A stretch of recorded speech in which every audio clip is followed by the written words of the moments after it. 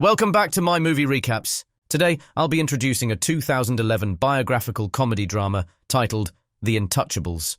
The plot will be revealed, so be cautious and follow along closely. One late night in Paris, Driss is driving his boss Philippe through the city. After waiting too long in traffic, Driss decides to break the speed limit and drives quickly, weaving between cars without paying attention to traffic signs. This causes the police to chase him. Driss bets €100 that he can escape them, but after driving under a bridge, the police ambush him from both sides and catch up. Even so, Driss doesn't seem too worried, and this time, he bets €200 that he can get an escort. The police ask him to step out of the car, and he starts pretending, acting upset and telling them that Philippe is immobile and he's taking him to the hospital. The officers find proof when they discover the wheelchair in the trunk. As they approach Philippe, they see him having a seizure, but it's all an act because it's an emergency. The police forgive Driss for speeding and even offer to escort them to the hospital. To celebrate winning the bet, Driss plays September by Earth, Wind & Fire. When they arrive, he shares a cigarette with Philippe. As soon as the police leave, Driss promises that he will take care of everything and drives off before the hospital staff can find them. This friendship began several months ago. Philippe and his assistant Magali were conducting interviews to find a new caregiver for him. However, things weren't going well, as all the candidates gave either overly proper or awkward answers to the interview questions. But they were surprised when Driss barged in, skipping his turn, as he only wanted to sign some papers stating that they wouldn't hire him so he could collect unemployment benefits. He was blunt and somewhat rude, even flirting with Magali, but Philippe found him interesting and asked him to come back the next day to collect the signed papers. Driss returns home to a modest neighborhood and tries to take a shower while his younger siblings bother him. He only manages to finish thanks to his sister Mina, who is a bit older and more responsible than the others. While waiting for their mother to come home, he looks out the window and notices his brother Adama getting out of a suspicious car. When the boy enters the apartment, he simply says he's been at school and leaves again after grabbing his backpack, making Driss even more certain that he's hiding something. Later that evening, their mother comes home, and Driss gives her a Fabergé egg he had stolen, telling her that he had been on vacation. When she asks, she's not happy to see him because he had disappeared for 6 months without calling. And now he suddenly shows up as if her house were a hotel. She's completely fed up with all his lies and the fact that she has to take care of her other children. She kicks him out and tells him not to come back. Driss spends the night smoking and having some snacks with his friends from the neighborhood. The next day, Driss returns to Philippe's house to collect his papers and is greeted by Yvonne, the housekeeper, who gives him a tour of the house and tells him about Philippe's daily routines. She also shows him the room where he will stay, complete with a private bathroom. Driss can't help but stare at the bathtub before being pulled away to meet Philippe, who hands him the signed papers but also offers him a job opportunity. Driss agrees to a 1-month trial, and Philippe bets that he won't last 2 weeks. After moving his things into the room, Driss is taught how to care for Philippe. He has to learn how to keep Philippe's legs stimulated, how to place him in a wheelchair, how to help him bathe and dress. Things get awkward when Driss discovers he has to help Philippe put on stockings and even clean him after using the toilet. But despite how much he complains and says he doesn't want to do these tasks, he eventually accepts them as part of his job. In the evening, while enjoying a snack on the rooftop, Driss is interrupted by Philippe's daughter, Elisa, and her boyfriend, Bastien, who are looking for a private spot to make out. He chases them off after refusing to share his beer. Driss quickly gets used to Philippe's daily routine, though at first, he makes a few mistakes, like handing the phone to Philippe instead of holding it to his ear, or forgetting to bring the baby monitor while bathing him. He also learned how to organize the correspondence into different folders. Most letters he opened for Philippe, but there were a few private ones he wasn't allowed to see. When he found a flyer advertising prostitutes, he decided to create a separate folder for those instead of throwing them in the trash. However, Philippe told him that this new life wasn't all about work. Driss was still certain he would have a good time. He continued to try and flirt with Magali, but with no success, and sometimes called prostitutes to spend the night with him. One morning, after Yvonne came to his room to scold him for being late, she discovered some dangerous weapons in his bag but made no comment about them. Driss's task that day was to drive Philippe, but he refused to place Philippe in the back of a van as if he were cargo. Instead, he took him in one of the luxury cars that were rarely used. Philippe, who initially thought it was inappropriate and believed they should be practical, soon became excited by the idea of a faster and less boring ride, although Yvonne still disagreed. As they tried to leave the building, a neighbor had parked at their entrance, ignoring the sign on the door that said it was prohibited. Driss wasted no time and ran after the man, grabbing him by the front of his shirt and threatening him until he moved the car. Philippe was impressed by Driss's actions, but Yvonne once again disapproved. The pair then went to a museum where Philippe planned to buy a piece of art that Driss thought wasn't worth the money, as it was just a red stain on a canvas.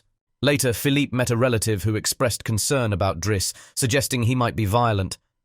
They also found out that he had a criminal record, but Philippe didn't care. He valued Driss because he didn't pity him and wasn't afraid to joke around with him. After another failed attempt to flirt with Magali, Driss had dinner with Yvonne in the kitchen while Philippe read a letter to Magali saying it was a private conversation. Yvonne turned off the baby monitor and explained what was happening. Philippe's pen pal was a woman named Eleanor, whose letters Driss wasn't allowed to open, but Philippe had never met Eleanor in person. Their relationship was entirely through letters. Speaking of love, Driss teased Yvonne about the way the gardener often looked at her. Before bed, Driss was trying to get some rest when he heard strange noises from the baby monitor. Philippe was having trouble breathing, and despite trying to ignore it, Driss couldn't. He entered Philippe's room and gently guided him through the panic attack with comforting words and a damp cloth to wipe his face. Philippe eventually fell asleep, but shortly after, he woke up and said he needed some fresh air. This time, Driss didn't hesitate. He placed Philippe in the wheelchair, wrapped him in a blanket, and took him for a stroll by the river. It was the first time in a long while that Philippe had seen Paris at night, and he began to feel more at ease. He explained to Driss that medication only helped so much, and sometimes he felt phantom pain. When a group of girls passed by, Philippe admitted that he couldn't bring pleasure to women due to his condition, but he still enjoyed having his ears massaged, as they were sensitive areas. As the phantom pain threatened to return, Driss shared a cigarette with Philippe, who was skeptical at first, but ended up enjoying it. They went to a restaurant where they joked around while having a meal together, and Philippe decided to share more of his story. He met his wife when they were students, and shortly after, they got married. His wife had 5 miscarriages and was diagnosed with a terminal, incurable illness. That's when they adopted Elisa. Philippe had always loved competitions, extreme sports and speed, and paragliding gave him that thrill. During a paragliding flight, bad weather caused him to have an accident and break his spine, although he still believes that his real disability isn't the wheelchair, but living without his wife. After some more joking, Philippe realized the date and noticed that Driss had successfully completed his 1-month trial, so he was now officially hired. However, he needed to start by returning the Fabergé egg he had stolen, as it was a gift from his wife. She would give him one each year, and he had exactly 25 eggs corresponding to the time they had spent together. The next day, Driss went to talk to Mina as she was leaving school. She was a bit upset because he hadn't responded to her messages, except to ask her to find the egg. She also told him about some police officers who had called their house. After that, he visited Adama, who admitted that he had been caught with 30 grams of drugs. Driss wanted to invite him to lunch, but Adama refused, and instead got into the suspicious car they had seen earlier. Later, Driss was allowed to be present while Philippe read his letters to Eleanor to Magali. He found the flowery language to be quite boring, and suggested that Philippe should be more straightforward. He was also surprised to learn that this had been going on for 6 months without them ever exchanging pictures. When he found her phone number in one of the letters, he took it as a sign and called her, forcing Philippe to answer the phone and finally talk to her beyond what was written. Their conversation went very smoothly, and Philippe now called her regularly, even before he and Driss went to the opera, during which Driss laughed and mocked the costumes. The next day, Driss convinced Philippe to agree to exchange pictures with Eleanor and to choose a photo of himself in the wheelchair. Later, while he was painting, Elisa burst into his room to ask for cigarettes and mocked him for trying to be an artist. Angry, he kicked her out. Before going to see Philippe, who was now asking Yvonne to change the selected photo to one of him before he became quadriplegic, she hid the photo inside a file of escort girls just before Driss barged in, complaining about Elisa and telling Philippe that he needed to discipline her. Yvonne agreed with that. Philippe agreed to talk to her, but he was mainly surprised when Driss accidentally let slip that he had been painting. As the days went by, the friendship between Philippe and Driss grew stronger. Driss took him out in the snow and brought him along when he went jogging. Philippe bought him his first suit and scolded his daughter while Driss listened through the baby monitor. When Driss finished his first painting, he showed it to Magali. She slapped him when he tried to kiss her. However, Philippe liked the painting and promised to try to sell it. The two had a great time together, enjoying things like driving fast, sharing a cigarette, and even hiring girls together. When Philippe's birthday came, he didn't feel very excited. Every year, he pretended to be surprised that they were throwing a birthday party and had to meet all the relatives who only visited him on that day to check if he was still alive. Philippe said that everything would be very boring while he and the guests enjoyed some live classical music. Driss found Elisa, who was crying in her room after taking some of Yvonne's pills, which she thought would kill her but didn't do what she expected. The reason she was upset was that Bastien had broken up with her and called her a prostitute. So she asked Driss to talk to him, and he agreed to do it for a price. Meanwhile, Philippa was showing Driss his painting to a relative and managed to convince them to buy it for 11,000 euros. Driss returned to the dining room and chatted with Yvonne, who told him that Magali was seeing someone named Fred, but things were quite rocky at the moment, which gave Driss hope as the party began to wind down. Philippe told Driss to listen to some of the most important pieces in the history of classical music, but Driss just joked in response. After the band finished playing, he pulled out his iPod and played Boogie Wonderland by Earth, Wind and Fire, then started dancing right in the middle of the floor. Driss was a fantastic dancer, and he even convinced others at the party to join in and dance with him, which Philippe loved to watch. Later, when putting Philippe to bed, Driss opened the latest letter from Eleanor addressed to him.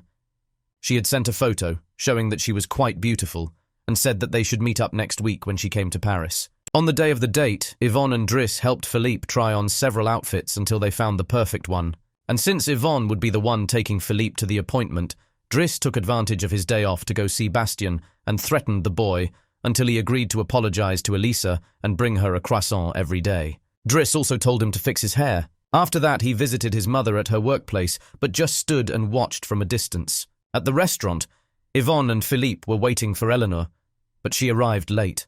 After waiting for an hour, Philippe gave up and called Driss to pick him up, leaving the restaurant without noticing that Eleanor arrived at the same time. That night, Philippe took Driss along on his private jet and handed him the money earned from selling the painting, which made him extremely happy. They arrived in the countryside the next morning, and Philippe decided to go paragliding, bringing Driss along. Driss didn't want to participate, but after an initial scare he ended up enjoying the experience. When they returned home, Adama was waiting for Driss and got scolded when Driss saw the scars on his face. However, Adama still refused to tell Driss what was happening in his life, so Driss made him wait in the room while he called Mina to tell her not to worry and to go help Philippe get to bed. However, Philippe didn't want to sleep yet. After insisting that Driss look at a painting with him, Philippe asked him about his family. At first, Driss didn't want to talk, but he eventually opened up. It turned out that Adama was technically not his brother, and his parents were actually not his biological parents. They were his aunt and uncle. They had taken Driss from Senegal when he was 8 years old because they couldn't have children, and his real name was Bakari Bassari. But since there were other children with that name, they called him Idris, and that name gradually became Driss. One day, his aunt miraculously became pregnant, and after his uncle passed away, there were other men and even more children. Just as Driss had told Philippe about Elisa, Philippe pointed out that Adama needed discipline, so he fired Driss so he could go back to his family, as he couldn't spend his whole life taking care of an old man. The next morning, when Bastien brought his daily croissants while having fixed his hair, Driss packed his bags and prepared to leave. Magali came to say goodbye, and when Driss tried to flirt with her one last time, Magali introduced him to her boyfriend, Fred, short for Fratery. It turned out that Magali wasn't interested in men, and Driss immediately gave up. On his way out of the house, he returned the baby monitor to Yvonne and teased her for lying to him about Magali, only for her to respond by handing him the escort file he had started. He was disappointed to see the photo he had chosen hidden inside. Driss tossed the file aside but kept the photo for himself. As he went outside, he saw a car blocking the entrance, so he asked the driver to move it, even though he no longer worked there. When Adama scolded him about it, Driss said it was a matter of principle. A few hours later, the two brothers went to pick up their mother at the train station. Meanwhile, at home, Philippe had his first dinner with his new caregiver, who was dull and boring. Philippe decided to leave without eating a bite, and since Yvonne was dating the gardener, there was no one there to scold him for it. As time passed, Driss returned to his old life. He hung out with his old friends again and told the people in the suspicious car not to bother Adama anymore. When he went for an interview, despite lacking sufficient experience, he convinced the employer by calling himself practical and using all the art knowledge he had gained while working for Philippe, which helped him land a job as a driver. Philippe continued to dislike his new caregiver and was often in a bad mood. One night he refused to let anyone in the house help him with his phantom pain, so Yvonne called Driss and asked him to come. That's how they found themselves in the situation from the beginning of the story, with the police chasing them and then escorting them to the hospital. After that little adventure, Driss drove Philippe to the coast, and the seaside helped Philippe calm down. After a while, Driss groomed Philippe's thick beard before taking him to lunch at a restaurant, but he didn't stay because someone else would be joining Philippe that day. Driss wished him luck and finally returned the egg to him before leaving. Philippe began to worry about being alone until he saw his date, Lanor, who was delighted to meet him and didn't mind the wheelchair at all. The Count, Philippe Pazzo de Borgo, was now living in Morocco. He had remarried and had 2 daughters. As for the real Driss, his name was Abdul Yasmin Seller, and he had his own company and had also married, with 3 children. The 2 men remained close friends to this day. Be sure to subscribe to the channel and turn on notifications so you can watch more videos like this. Thank you for watching.